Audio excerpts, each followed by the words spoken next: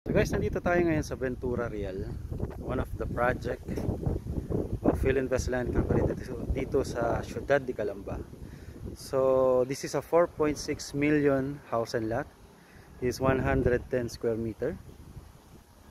Ayan. Worth it ba yung 4.6 million? Yes. This is a total contract price. Kasama na yung miscellaneous fees, transfer, bank fees, turnover fees, kasama na po sa 4.6 million. Bakit worth it? Makakakuha ka ba ng 4.6 million?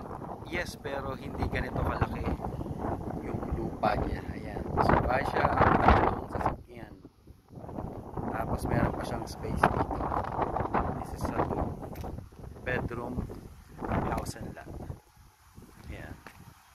Makakakuha ka ng mga ganitong bahay around mga 2.5 to 3 million, pero maliit ang lupa, nasa mga 40 to 60 square meter lang. This is a 100 square meter na lupa.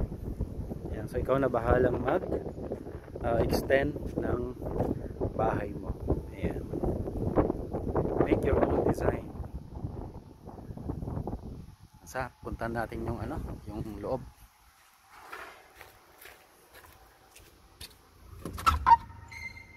Ang floor area nito ay mga nasa 62 square meter. Ayan, so this is the turnover unit.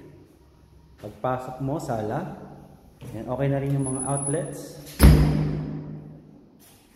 The kitchen is the door going sa labas. Ayan, so may space ka pa dito hanggang doon. Ayan, pwede mong gawing maid's room or dirty kitchen. Ayan, so ito yung sa garage mo. Ayan, malaki pa. Pwede pa siyang garden or another garage dito kung dalawa yung kotse mo or tatlo.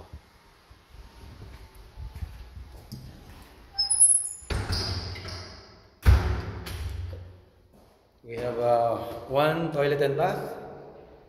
Ayan. Ito na rin yung turnover niya. And this is the stair going up.